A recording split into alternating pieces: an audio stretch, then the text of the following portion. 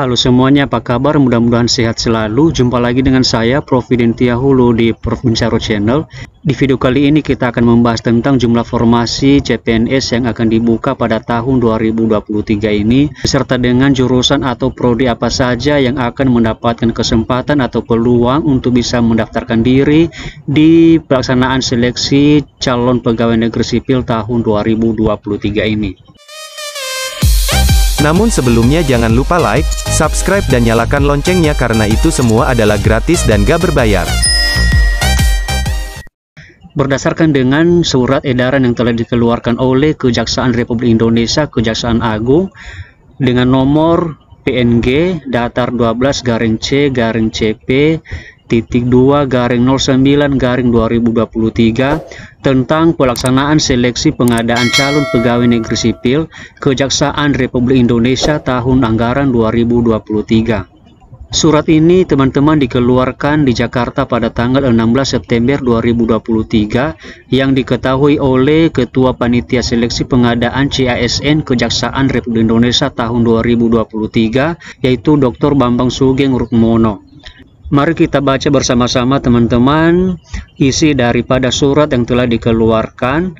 Di sini dikatakan bahwa berdasarkan keputusan Menteri Pendayagunaan Aparatur Negara dan Reformasi Birokrasi nomor 544 tahun 2023 tentang penetapan kebutuhan pegawai aparatur sipil negara di lingkungan Kejaksaan Agung Republik Indonesia tahun anggaran 2023. Kejaksaan Republik Indonesia akan melaksanakan seleksi pengadaan calon pegawai negeri sipil atau CPNS dengan ketentuan sebagai berikut. Dan kemudian mari kita teruskan dengan melihat apa saja jurusan atau prodi yang akan dibuka, kemudian berapakah jumlah formasi yang akan dibuka untuk lingkungan Kejaksaan Republik Indonesia Kejaksaan Agung. Mari kita lihat teman-teman, di sini ada sebuah tabel yang berisi dengan jumlah formasi yang dibutuhkan.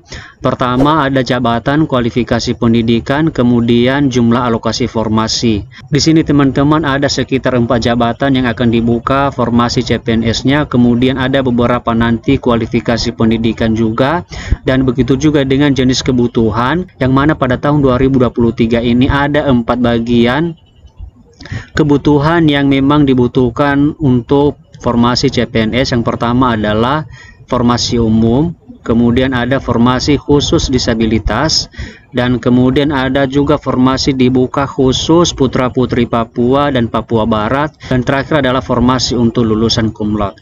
Jadi mari kita lihat teman-teman rinciannya. Yang pertama adalah jabatan ahli pertama jaksa.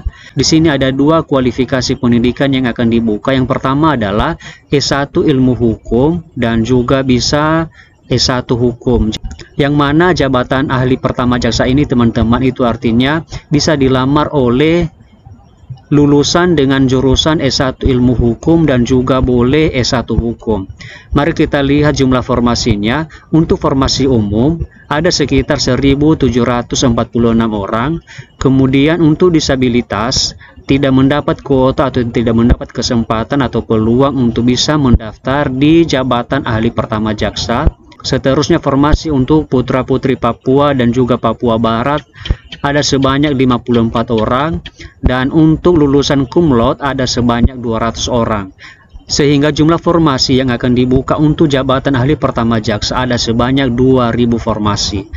Seterusnya yang kedua yaitu jabatan petugas barang bukti.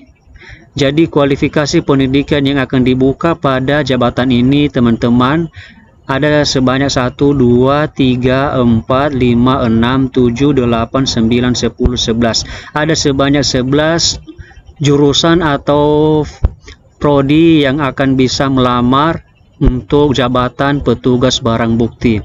Yang pertama adalah D3 Ekonomi, kemudian D3 Manajemen, D3 Teknik Informatika, seterusnya adalah D3 Akuntansi, D3 Komputer, D3 Komunikasi, kemudian D3 Sekretari atau Sekretariatan, D3 Hubungan Masyarakat, D3 Perpajakan, D3 Administrasi, dan juga D3 Perkantoran. Jadi di sini teman-teman kalau misalnya ada salah satu dari sekian banyak kualifikasi pendidikan yang tertera di sini, adalah termasuk juga prodi atau jurusan teman-teman, maka bisa melamar di jabatan petugas barang bukti.